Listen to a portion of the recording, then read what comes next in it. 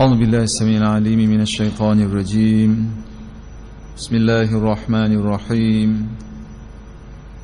الحمد لله رب العالمين والصلاة والسلام على أشرف الأنبياء والمرسلين وعلى آله وصحبه أجمعين اللهم رب اشرح لي صدري ويسر لي أمري واحلل عقدة من لساني يفقه قولي اللهم نور قلوبنا بنور هدايتك كما نورت الأرض بنور شمسك أبدا أبدا اللهم آمين اللهم آمين. Muslimin muslimat sidang jemaah dan juga para pendengar yang dirahmati oleh Allah Subhanahu wa taala, alhamdulillah, pertamanya marilah sama-sama kita memanjat setinggi-tinggi kesyukuran kita kepada Allah Subhanahu wa taala yang masih mengekalkan keimanan, yang masih mengekalkan Islam kita dan keyakinan kita kepada Allah, dan juga taqwa kita kepada Allah Subhanahu wa taala. Mudah-mudahan inilah bekalan yang kita akan bawa di hadapan Allah nanti, dan insya-Allah segala apa yang kita lakukan di muka bumi ini menjadi modal, menjadi aset kita yang boleh memberatkan neraca kita di hadapan Allah Subhanahu wa taala.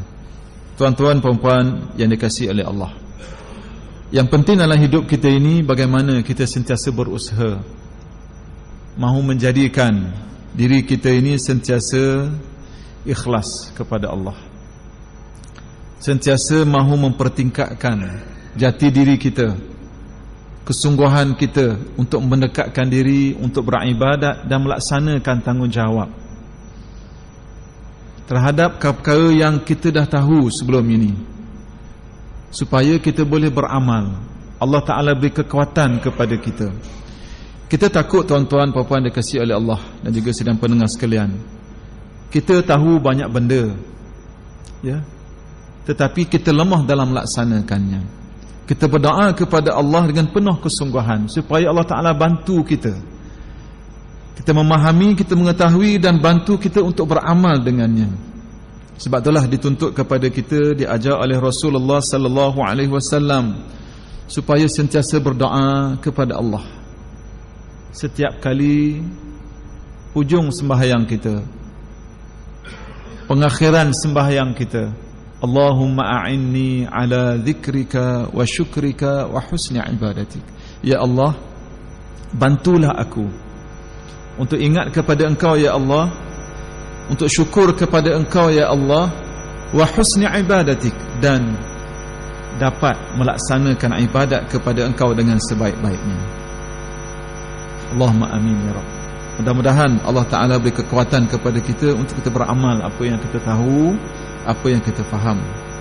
Tuan-tuan puan-puan dikasihi oleh Allah Subhanahu wa taala, pada malam ini kita sambung perbincangan daripada hadis yang kita baca sebelum ini, hadis bagaimana Jibril alaihi salam dia datang berjumpa Nabi sallallahu alaihi wasallam dan membuat beberapa persoalan dan dijawab oleh Nabi sallallahu alaihi wasallam, iaitulah perkara-perkara yang berkaitan dengan persoalan Islam, ya, yang berkaitan dengan persoalan iman, ya, yang berkaitan dengan perkara-perkara iaitulah yang dikaitkan dengan hari akhirat, tanda-tanda akhirat. Kita dah bincang soal keimanan, kita dah bincang perkara-perkara yang memberi kesan dalam kehidupan manusia. Pada malam ini kita sambung lagi sedikit perbincangannya yang cuba diketengahkan oleh pengarang, itulah pada muka surat 64, ya, bagi yang ada kitab, daripada kitab Mustikah Hadis kita ni, iaitulah yang berkaitan dengan as-salah ataupun soal sembahyang. Apa kata pengarang mengenai sembahyang?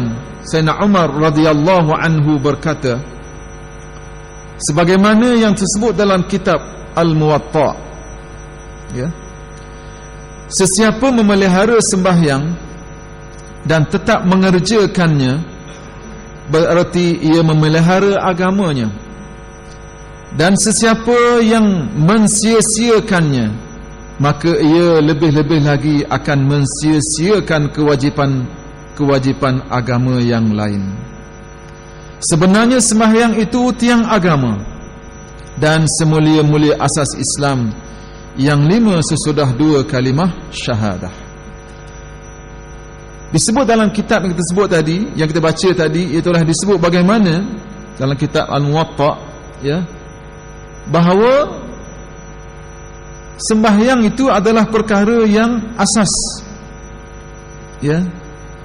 Sesiapa yang memelihara, yang menjaga, kalau istilah kita yang cakna, ambil berat bab sembahyang bang ni, maka dia kata akan terpeliharalah agamanya, ya.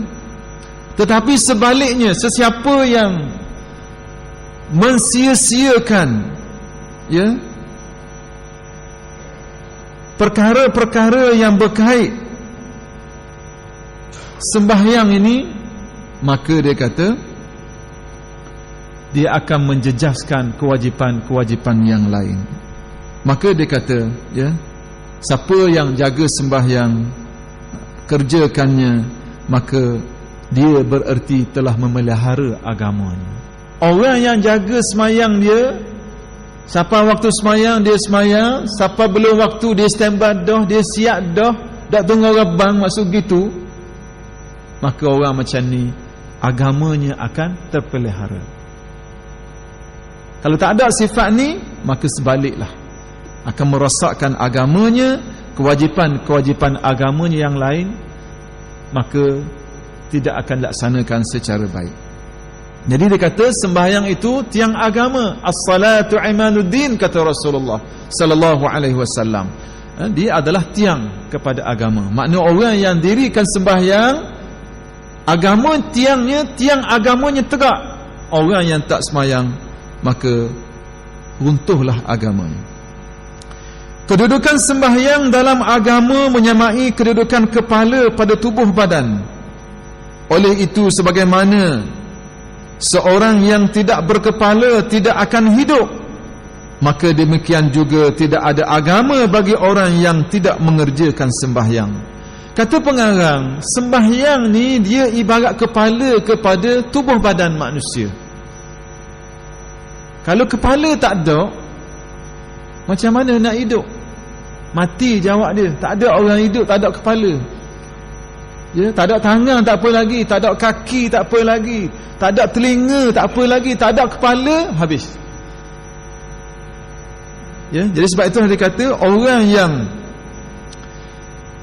hidup dia ni jaga sembahyang, maknanya hidup dia ni merupakan hidup seolah-olah kepala kepada tubuh badan kalau dia jaga sembahyang. Tapi kalau dia tak jaga sembahyang, maka dia sebenarnya adalah meruntuh dan merosakkan agamanya, dan sebenarnya dia mati sebab kepala dia tak ada dah. Dia yang asas dalam kehidupan dia. Dalam kitab At-Tanwir, Sidi Ahmad bin Ata'ullah berkata, sembahyang amatlah besar kemuliaannya dan keadaannya di sisi Allah Subhanahu wa ta'ala amatlah berat. Dan kerana itulah Allah Subhanahu wa ta'ala berfirman, artinya sesungguhnya sembahyang itu mencegah perbuatan yang keji dan mungkar, ya. Innas salata tanha 'anil fahsya'i wal munkar. Sesungguhnya sembahyang itu dia boleh cegah, dia boleh halang daripada perkara-perkara yang mungkar. Dan Rasulullah sallallahu alaihi wasallam pula ketika ditanya tentang amal yang semulia-mulianya, baginda menjawab, maksudnya semulia-semulia amal ialah sembahyang yang dikerjakan pada waktunya, ataupun disebut dalam hadis itu, ya, as-salatu ala waqtiha. As-salatu ala waqtiha, sembahyang pada waktunya, maksudnya ialah pada awal waktu. Itu tafsirkan oleh ahli-ahli hadis, iaitu yang dimaksudkan dengan pada di atas waktunya ataupun pada waktunya itu ialah bermaksud di awal waktu, ya. Jadi Nabi kata orang yang semulia ataupun orang yang melakukan sembahyang yang sebaiknya ialah apabila dia mengerjakan sembahyang itu pada awal waktunya. Baginda juga bersabda, maksudnya orang yang mengerjakan sembahyang adalah ia bermunajat, yakni menghadap dan merayu kepada Tuhannya. Dan sabdanya lagi, maksudnya hampir-hampir seorang hamba itu kepada Tuhannya ialah semasa ia sujud. Sehampir-hampir seseorang hamba itu kepada Tuhannya, kata Rasulullah, ialah semasa ia sujud. Aqrabul abd, masa yang paling hampir, kata Rasulullah sallallahu alaihi wasallam, seseorang hamba itu ialah ketika mana dia sujud. Masa lain tak ada. Maknanya ketika solat. Dan disebut juga dalam hadis, dalam hadis yang selepas itu disebut, Rasulullah kata, perbanyakkanlah sujud kepada Allah. Jadi orang yang sembahyang ketika itu dia sangat hampir kepada Allah, kepada penciptanya, kepada Tuhannya. Itulah ketika mana dia sembahyang. Sebagaimana yang dapat disaksikan bahawa dalam sembahyang terhimpun berbagai-bagai jenis ibadat yang tidak ada pada lainnya. Di antara ibadat-ibadat yang terhimpun dalam sembahyang ialah bersuci, berdiam diri, menghadap kiblat, membaca doa iftitah, membaca Quran, berdiri, rukuk, sujud, bertasbih dalam rukuk, dalam sujud, berdoa dalam sujud, dan lain-lainnya yang merupakan himpunan ibadat yang berbilang-bilang. Kerana zikir sahaja adalah ibadat dan bacaan Quran sahaja adalah ibadat. Demikian juga halnya tasbih, doa, rukuk, sujud, tiap-tiap satunya adalah menjadi ibadat. Demikian kata Ibnu Athaullah dalam At-Tanwir, dalam kitab At-Tanwir. Tuan-tuan puan dikasihi oleh Allah, nak cerita bagaimana sembahyang ini terkumpul kepadanya intipati ibadat. Sebab apa? Dalam sembahyang ni ada belaka situ, tak ada pada ibadat-ibadat lain. Ya, antara disebut bagaimana suci bersih. Ada ketika solat, orang yang kena najis tak sah. Orang yang tak ambil wuduk tak boleh. Dia kena bersih diri dia, dia kena ambil air semayang, suci bersih baru boleh. Dan dia tak boleh bergerak, berdiam. Maknanya, kalau istilah kita hari ni, maknanya melakukan ibadat solat itu dia berhajat kepada fokus. Tak boleh ikut dah gerak oyo ayang, tak boleh. Dia fokus. Kena ada kait juga. Dalam sembahyang kena menghadap kiblat. Tak sah sembahyang kalau tak menghadap kiblat, kecuali ada hal-hal yang terpaksa. Misal dalam kenderaan dan sebagainya, di lautan dan sebagainya. Itu soal cerita kedua lah. Ya, nak cerita asasnya begitu. Kemudian baca doa. Dalam doa iftitah, kita baca doa. Ya. Allahu akbar kabira walhamdulillahi katsira wa subhanallahi bukratan wa asila, hinggalah akhir terpuji Allah dan berdoa kepada Allah Subhanahu wa taala. Ada baca Quran dalam Fatihah. Kemudian itu yang asasnya berdiri, rukuk, sujud, semuanya ada tasbih, ada doa tentu. Dan nak bergerak antara kita sebut sebagai pergerakan, antara pergerakan itu dipanggil takbir intiqalat. Itu tersebut lagi Allahu Akbar, Allah Maha Agung, Allah Maha Besar. Nak cerita dalam sembahyang ini, sebab itulah kalau kita jaga betul-betul sembahyang ni, dia boleh menguatkan diri kita, boleh mencegah diri kita daripada perkara-perkara yang tidak baik. Sebab apa? Dia menjadi sumber kekuatan dalam kehidupan mukmin. Hebat. Perasaan dia, bibir mulut dia fokus, pemikiran dia duduk tak bergerak, maknanya tak pergerakan yang tidak membatalkan sembahyang. Bagaimana dia jaga benda tu, itulah dia kata as-salah. Lebih daripada 3 kali pergerakan kalau ikut mazhab kita. Maknanya masing-masing berdiri khusyuk untuk melakukan ibadat kepada Allah. Disebut bagaimana para sahabat radhiyallahu alaihim bila lagi sembahyang, dia kata kami tak tahu dah siapa, seolah-olah kami tak kenal dah siapa hak di keliling kami. Nak cerita apa? Fokus dalam melakukan ibadat kepada Allah. Itulah kunci khusyuk. Sebab tu dinasihat kepada kita nak pergi sembahyang saja, kita letaklah urusan-urusan dunia, dan kita doa, disunat kepada kita berdoa. Kita baca apa ni disebut, kita baca apa, qul a'udzu birabbin nas malikin nas, supaya apa, kita tak diganggu oleh syaitan, tak diganggu oleh benda-benda yang boleh merosakkan ibadat kita, khusyuk kita kepada Allah dalam sembahyang tadi. Jadi terkumpul padanya ibadat, terkumpul padanya doa, terkumpul padanya bacaan Quran dalam apa ni, dalam rukuk, dalam sujud, dan berbagai-bagai lagi yang merupakan himpunan kepada ibadat-ibadat lain yang berbagai-bagai. Jadi begitulah. Maka sembahyang itu sangat hebat, tuan-tuan. Sebab tu kalau orang tak sembahyang, tidak ada kehebatan pada diri dia. Kita akan tengok hadis-hadis, kita akan tengok bagaimana ayat Al-Quran cerita bagaimana solat itu sebagai masdarul quwwah, sebagai sumber kekuatan kepada seorang mukmin. Perintah-perintah mengenai sembahyang, memeliharanya dan keadaannya menjadi sifat dan syiar orang-orang yang beriman banyak sekali diterangkan dalam Al-Quranul Karim. Di antaranya firman Allah Subhanahu wa taala, ya. Kalau kita lihat bagaimana Allah Subhanahu wa taala dalam Quran, dia cerita kepada kita banyak ayat-ayat yang berkaitan dengan sembahyang. Antaranya surah Al-Baqarah, ya, surah Al-Baqarah ayat 238. Apa kata Allah Subhanahu wa taala?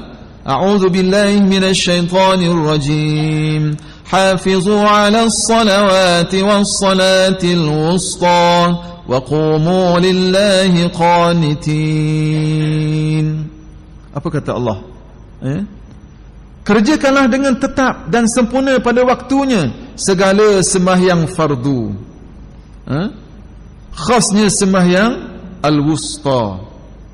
Ya. Ditafsirkan di sini sebagai sembahyang asar. Dan berdirilah kerana Allah dalam sembahyang kamu dengan taat dan khusyuk. Ditekankan dalam ayat itu ialah supaya apa? Supaya kita beribadat, wa qumu lillahi qanitin, diri sembahyang dalam keadaan yang penuh khusyuk, penuh fokus kepada Allah Subhanahu wa taala. Kemudian dalam ayat yang lain surah Ar-Rum, ya, Allah Taala kata, hendaklah kamu sentiasa rujuk kembali kepada Allah dengan mengerjakan, ini makna ayat Quran ini, dengan mengerjakan amal-amal bakti serta bertakwalah kamu kepadanya dan kerjakanlah sembahyang dengan betul sempurna, dan janganlah kamu menjadi dari mana-mana golongan orang yang musyrik. Disebut lagi dalam surah yang lain, surah Al-Mu'minun ayat 1 awal-awal lagi, qad aflahal mu'minun, sesungguhnya berjayalah, aflaha, berjayalah orang yang beriman, iaitu mereka yang alladzina hum fi salatihim khashi'un, yang khusyuk dalam sembahyangnya. Maknanya kalau orang tu dia sembahyang penuh dengan khusyuk, janji daripada Allah, qad aflaha, sesungguhnya akan berjaya, beruntung, ya, mendapat kebaikan. Kerana dalam ayat yang lain, ya, surah Al-Ankabut, Allah Ta'ala sebut, apa kata Allah dalam Al-Quran, surah Al-Ankabut ayat 45, utlu ma uhiya ilayka minal kitabi wa aqimis salah, inna salata tanha 'anil fahsya'i wal munkar wa ladhikrullahi akbar wallahu ya'lamu ma tasna'un. Apa kata Allah, ya, dalam ayat ini? Sesungguhnya sembahyang itu, ya, boleh mencegah. Kalau ikut daripada awal ni kata utlu ma uhiya ilaika minal kitab, bacalah apa yang diwahyukan kepada engkau daripada Alkitab. Wa aqimis salah, dirikanlah sembahyang, kerana sesungguhnya sembahyang itu boleh mencegah daripada fahsya, benda-benda yang buruk, benda-benda yang mungkar. Wala dzikrullahi akbar wallahu ya'lamu ma tasnaun, kata Allah. Nak cerita bahawa sembahyang ini boleh mencegah daripada perkara-perkara yang buruk, perkara-perkara yang jahat.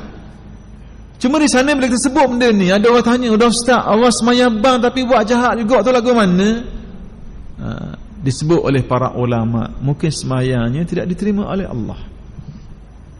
Mungkin sembahyangnya tidak cukup syarat untuk dia boleh cegah diri dia daripada kemungkaran. Mungkin keikhlasannya, mungkin bacaannya, mungkin hatinya, mungkin khusyuknya, dia banyak benda. Sebab tu kalau orang betul-betul jadikan sembahyang itu perisai dia, kekuatan bagi dia, maka sembahyang tadi boleh mencegah dia daripada kemungkaran. Ini muhasabah untuk kita semua. Muhasabah untuk kita semua. Bila kita sembahyang tapi hati cenderung nak buat jahat dan tak rasa apa, ini masalah. Terlanjur jangan sekali itu sifat manusia. Itu adanya syariat taubat, atau adanya istighfar dituntut pada kita. Tapi makna ada orang yang sembahyang bang tapi tak rasa benda buat jahat, nak cenderung sama nak buat jahat. Ini masalah. Sembahyangnya dipertikaikan. Fala salatalah, tidak ada sembahyang bagi dia kalau bacaan dia tak betul, kalau khusyuk dia tak betul. Sebab itulah kita kena belajar sembahyang ni, macam mana sembahyangnya, apa syarat sahnya, apa yang batalnya dan sebagainya. Ada rukun-rukunnya, ada perkara-perkara yang kita kena selesaikan. Semuanya ini membantu kita untuk jadikan sembahyang kita ini sembahyang yang diterima oleh Allah Subhanahu wa taala. Kemudian kalau kita lihat lagi bagaimana Allah Subhanahu wa taala cerita kepada kita, sesungguhnya dia kata sembahyang itu adalah satu ketetapan. Inna salata kanat 'alal mu'minina kitaban mawquta, kata Allah dalam surah An-Nisa ayat 103, sesungguhnya sembahyang itu adalah satu ketetapan yang diwajibkan ke atas orang-orang yang beriman, yang tertentu waktunya. Ada waktu dia, 5 kali sehari. Apa dia tuan-tuan? Sembahyang khusus, sembahyang fardu, ada waktu-waktu dia. Disebut dalam hadis bagaimana bagaimana apabila seorang itu, kalau Rasulullah buat perumpamaan sembahyang 5 waktu ini, dia kata kalau ada seorang itu duduk ataupun tinggal berdepan dengan sungai, dia mandi sungai 5 kali sehari, maka hilanglah segala debu-debu, kotoran, daki-daki pada badannya. Sama sembahyang. Orang yang sembahyang dia jaga, wuduknya dia jaga, bacaannya, rukun-rukun sembahyang dia jaga, maka hatinya bersih daripada dosa. Apa tidaknya ambil sembahyang, gugur dosa dia. Disebut dalam hadis bersama-sama dengan titisan air yang gugur pada badannya, anggota wuduknya, hingga kepada celah-celah jari kukunya, dan hingga kepada titisan-titisan yang terakhir. Gugur bersama dia apa dia? Dosa-dosanya. Bahkan lebih sebelum itu lagi, nak pergi sembahyang tu Rasulullah sebut dalam hadis bagaimana masa dia melangkah itu diangkatkan darjatnya, dan digugurkan dosanya orang yang melangkah ke sembahyang jemaah. Dah cerita minggu lepas bagaimana orang yang sembahyang jemaah ini kelebihannya sangat besar. Dalam perang pun Rasulullah, para sahabat sembahyang jemaah, apatah lagi di suasana aman damai. Itulah pentingnya kita jaga solat ini, bukan sekadar diri sembahyang, tapi penuh dengan kesempurnaan, dan antara tuntutannya ialah melakukan sembahyang jemaah, lebih-lebih lagi di masjid dan surau. Sembahyang yang 5 waktu ini, kata pengarang, yang dikerjakan sehari semalam tidak boleh sama sekali bagi seorang yang mengakui dirinya Islam dan menghitung dirinya dalam barisan umat Islam meninggalkan satu waktu pun dalam segala keadaan, selagi ia masih sempurna akalnya, sekalipun ia sakit tenat. Kalau ia tak dapat berdiri sembahyang kerana uzur, ia boleh sembahyang duduk. Jika tidak dapat, ia boleh sembahyang dengan berbaring, dengan mengiring ke sebelah kanan atau ke kiri, ataupun dengan terlentang. Nak cerita bahawa sembahyang ni tak boleh buat mudah. Hatta kalau sakit sekalipun kena sembahyang sekadar yang mampu. Tak boleh berdiri duduk, tak boleh duduk baring, setakat mampu. Bukan jadi seperti setengah-setengah di kalangan kita, mudah. Mana sedap sembahyang? Qada Ustaz, senang je. Apa? Tengok bola, masa awal dok dam mayang so. Garik. Belum garik masuk dah. Tak apa nak berhibur, tapi bagi hak Allah Subhanahu wa taala. Tak apa nak bersukan, jaga adab dan akhlak kita dengan Allah Subhanahu wa taala. Masuk stadium, pasal garik dak mayang dah. Sebab apa? Tunggu. Isteri tak apalah, boleh buat rumah. Tanya gua ni tak sembahyang. Tak apa, kita qada sekali dengan isteri. Ni mazhab mana ni? Mazhab kelima. Jangan buat mudah. Ini bahaya. Bahaya dari sudut apa? Dari sudut hubungan kita dengan Allah. Bahaya apa? Kita akan dihumban dalam neraka Allah. Mudah sangat. Saya tengok orang kita ni mudah sangat. Kejap-kejap qada, kejap-kejap qada. Musafir sikit qada. Kadang-kadang kita sedih tengok bila kita pergi naik, misalnya orang pergi haji, naik haji, pergi naik haji, kadang-kadang dia buat mudah. Masa depan Masjidil Haram, Masjid Nabawi, jaga sembahyang 5 waktu jemaah. Siang malam, pagi petang, subuh tubik awal, tengah hari pun tubik panas dering. Balik naik kapal terbang, dak mayang dah subuh. Payah Ustaz bila air qada Ustaz. Allah. Padahal Ustaz weh khusus haji tu buih mulut cerita nak sembahyang atas kapal terbang. Lagu mana? Dak juga payah, dak payah suak payah. Apa kat kepala kita? Kadang-kadang sekapal tu 3-4 orang, 5-10 orang je sembahyang, hak lain tu khong tidur. Allahu akbar. Tak ada apa-apa balik rumah dah. Jadi sebab tu kita sebut kena buat. Hatta dia sebut, pengarang kata, dan disebut dalam kitab-kitab fiqh, macam mana sekalipun jangan tinggal sembahyang. Kalau sampai peringkat tak boleh gerak benda dah, mata boleh gerak, sembahyang dengan qadar iaitu, qadar kelipan mata.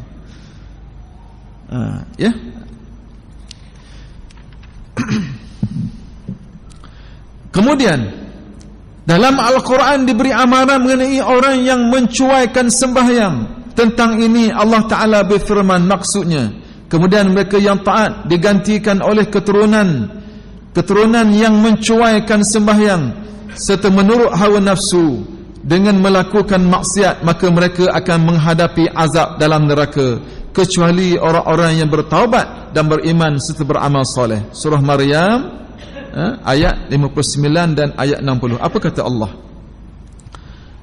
فَخَلَفَ مِنْ بَعْدِهِمْ خَلْفٌ أَضَاعُوا الصَّلَاةَ وَاتَّبَعُوا الشَّهَوَاتِ فَسَوْفَ يَلْقَوْنَ غَيًّا إِلَّا مَنْ تَابَ وَآمَنَ وَعَمِلَ صَالِحًا فَأُولَئِكَ يَدْخُلُونَ الْجَنَّةَ وَلَا يُظْلَمُونَ شَيْئًا. Allah Ta'ala cerita makna ayat kita sebut tadi, bagaimana orang yang melakukan ketaatan, kemudian datang selepas mereka ini keturunan yang cuai sembahyang. Mak ayah bagus, keturunan bagus, datang selepas itu orang yang mencuaikan sembahyangnya. Adha'us salah, hilang sembahyang, buat mudah sembahyang. Orang macam ni kata Allah, sebab apa dia ikut nafsu dia, apa kata Allah, maka mereka ini akan dihumban dalam neraka Allah Subhanahu wa taala. Wattaba'u syahwat, ikut syahwat, dak semayang. Ramai orang dak semayang sebab ikut syahwat, ikut kehendak, buat mudah. Jadi ingat, orang yang seumpama ini kata Allah maka dia akan diazab oleh Allah Subhanahu wa taala. Kecualilah kata Allah akhir ayat ini, orang yang bertaubat, beriman serta beramal soleh. Ya. Dalam huraiannya Ibnu Abbas berkaitan dengan ayat kita baca tadi, Ibnu Abbas kata apa? Seperti yang disebutkan oleh Asy-Syams Az-Zahabi dalam kitabnya Al-Kabair, dinaqal pandangan Ibnu Abbas, ya, bahawa mencuaikan sembahyang itulah adha'us salah dalam ayat tersebut tadi, yang tersebut dalam ayat ini bukan maknanya mereka meninggalkan sembahyang sama sekali, tetapi maksudnya mereka mentakhirkan, melengahkan sembahyang sehingga keluar waktunya. Ini pandangan siapa dia? Ibnu Abbas, ya, radhiyallahu anhu.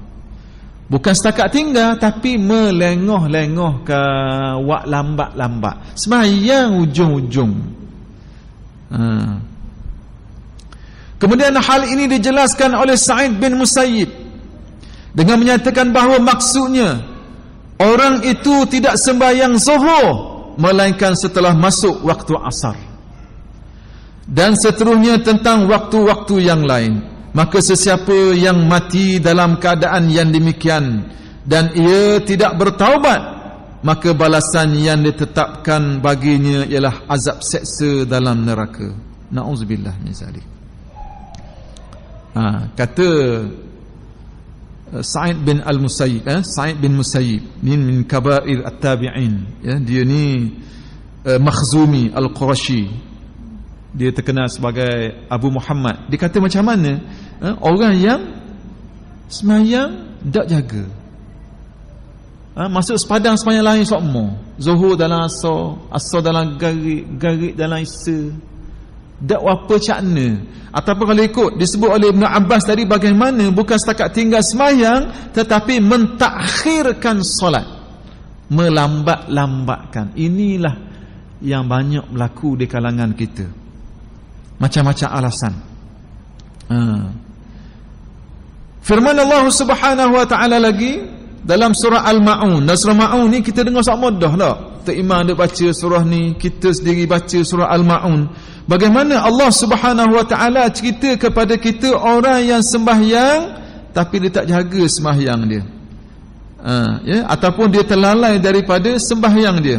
Sebab itulah kita kena peringat di kalangan kita ni supaya apa? Tidak termasuk di kalangan orang-orang yang lalai dalam sembahyang, ya. Apa kata Allah?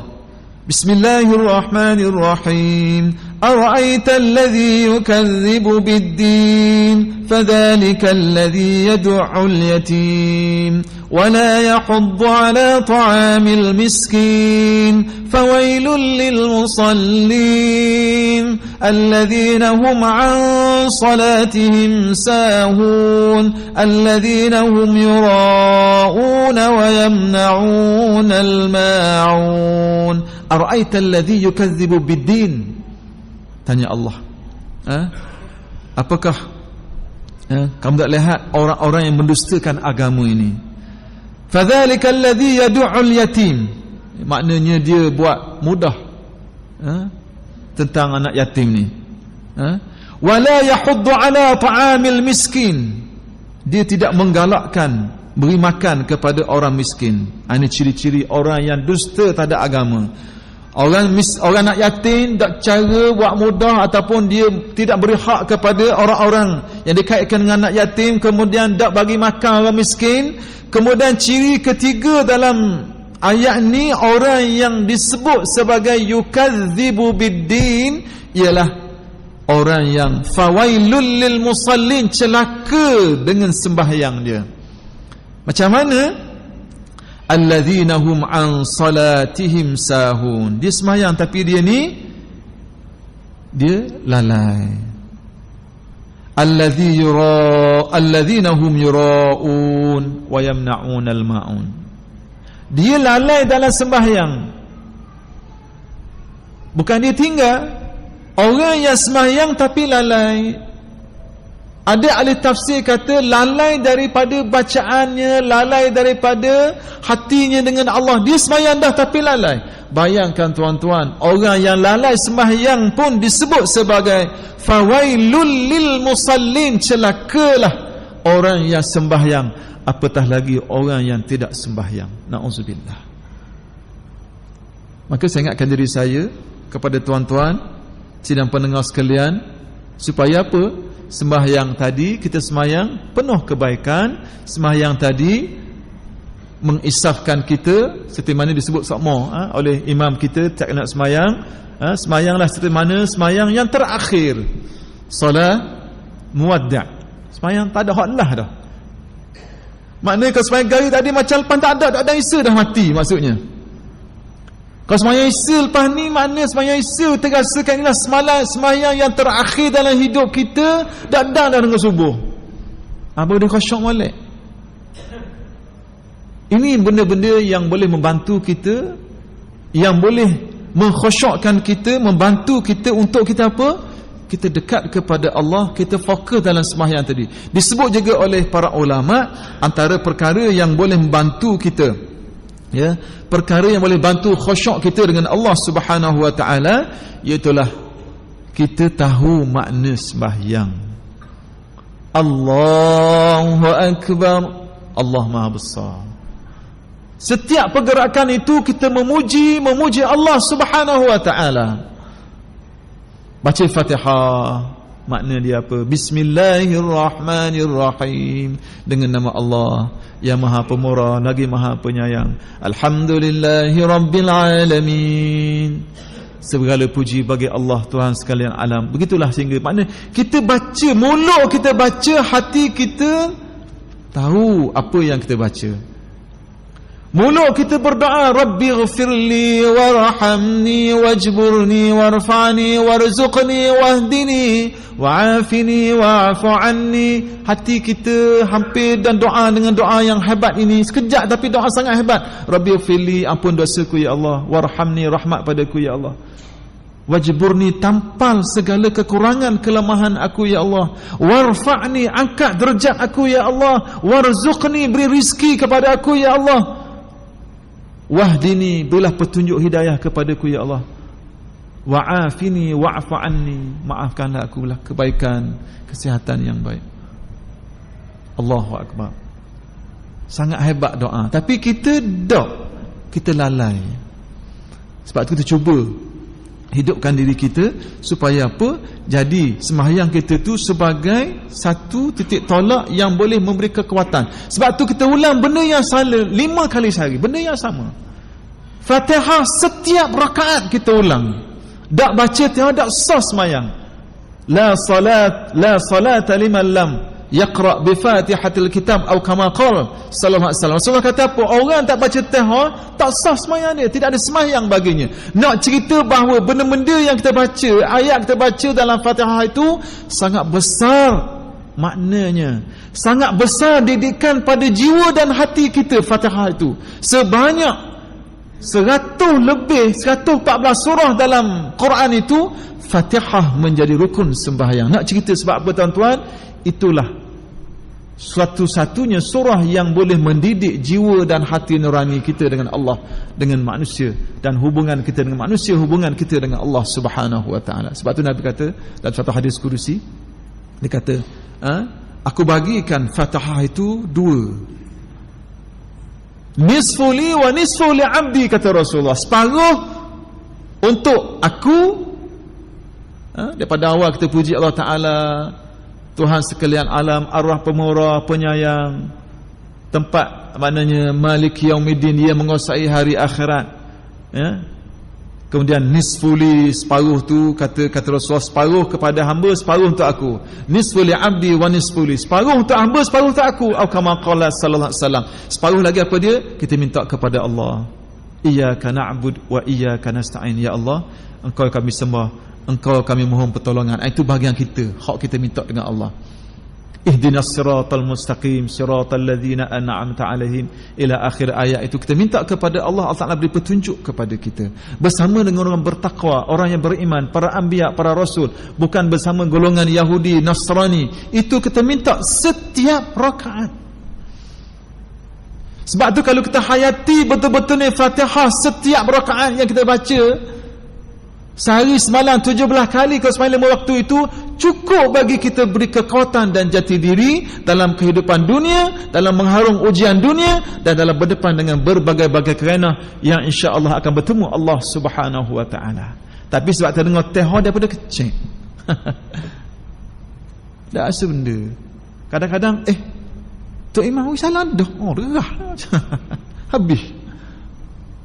Sebab apa? Kita tidak menghayati.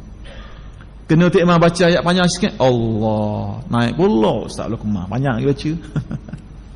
Tak. Sedangkan ada ayat-ayat Tok Imam baca tu untuk tazkirah pada hati kita sebagai mukmin dan sebagainya. Masa inilah tazkirah untuk cerita tentang neraka, tentang syurga, dan ayat-ayat Allah ini merupakan tazkirah. Tidak ada satu nasihat, tidak ada satu tazkirah yang terbaik dalam hidup kita melainkan ayat-ayat Allah Subhanahu wa taala. Sebab tu Nabi kata, siapa yang nak berbual, nak bersembang, nak cakap dengan Allah, nak cakap dengan Tuhan dia, faqra'ul Quran, bacalah Quran. Ya. Ini yang digambarkan kepada kita bagaimana supaya hidup kita ini jaga perkara-perkara yang disebut dalam sembahyang kita. Jadi sembahyang jangan kita lengahkan, tidak dilalaikan. Na'udzubillah min zalik.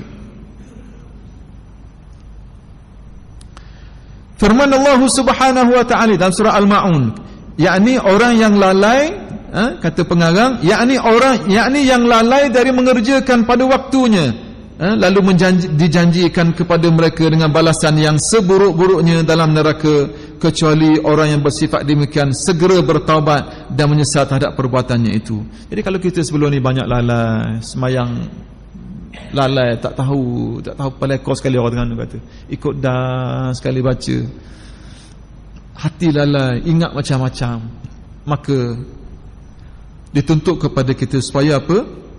Segera bertaubat. Mohonlah keampunan kepada Allah. Takut sangat kita termasuk orang yang lalai. Saya ingatkan diri saya ingat kepada tuan-tuan supaya kita sentiasa beristighfar, kita sentiasa bertaubat kepada Allah Subhanahu wa taala. Dan firman-Nya lagi, maksudnya wahai orang-orang yang beriman, janganlah kamu dilalaikan oleh urusan harta benda kamu dan anak pinak kamu daripada mengingati Allah dengan menjalankan perintahnya, dan ingatlah sesiapa yang melakukan demikian maka mereka itulah orang yang rugi. Ayat ke-9 surah Al-Munafiqun. Apa kata Allah? Ya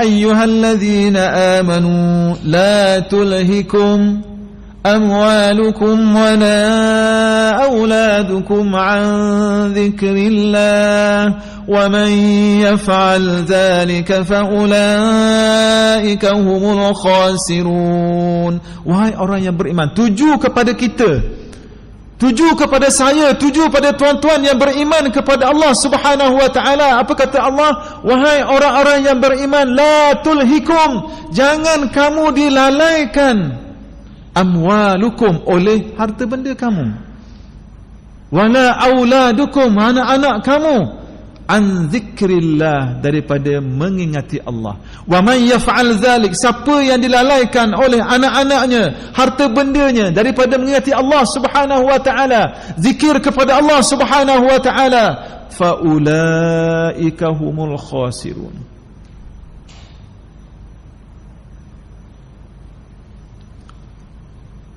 Mereka itulah orang-orang yang rugi.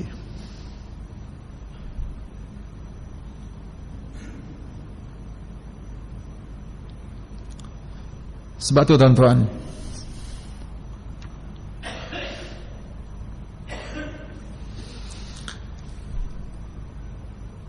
saya ingatkan diri saya dan juga tuan-tuan sekalian bahawa Allah Subhanahu wa taala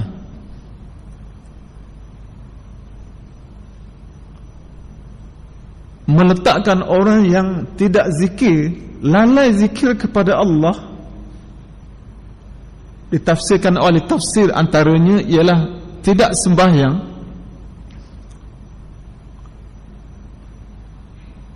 disebabkan oleh harta benda, cari harta, disebabkan oleh urusan anak-anak pinak, cucu cicit. Maka kata Allah, faulaika humul khasirun, mereka itulah orang-orang yang rugi.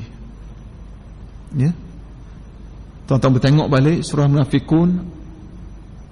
Selepas dia cerita tentang sifat-sifat munafik, hujung ayat itu Allah Ta'ala bawa selepas sifat munafik itu ialah orang-orang yang peringatan kepada orang-orang yang beriman supaya tidak dilalaikan oleh harta benda dan anak-anak. Menurut sebahagian ahli tafsir, mengingati Allah ataupun zikrullah di sini ialah sembahyang 5 waktu. Maka siapa yang mencuaikan kerana dilalaikan oleh harta bendanya, anak pinaknya dan segala urusan hidupnya, jadilah ia daripada orang-orang yang rugi serugi-ruginya. Na'udzubillah.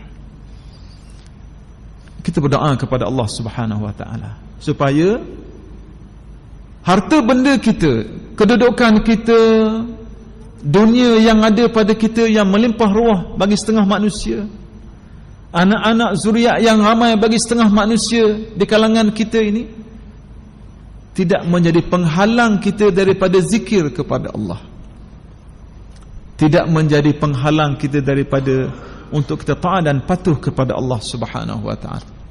Mudah-mudahan Allah Ta'ala beri keampunan kepada saya, kepada tuan-tuan, kepada sidang pendengar sekalian. Mudah-mudahan Allah Ta'ala jadikan kita, hati-hati kita ini sentiasa ikhlas, tunduk, patuh dengan apa yang diperintahkan oleh Allah. Dan kita berdoa mudah-mudahan sembahyang kita sembahyang diterima oleh Allah Subhanahu wa taala. Wallahu alam. Aqulu qouli hadza wa astaghfirullahal azim li wa lakum. Wassalamu alaikum warahmatullahi wabarakatuh.